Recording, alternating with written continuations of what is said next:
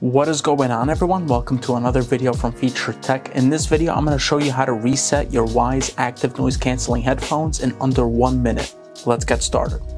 To reset your Wyze active noise cancelling headphones, you just have to find the noise cancellation button right here, and you're going to press and hold it for 7 seconds until you see the blue light right here. It's going to flash.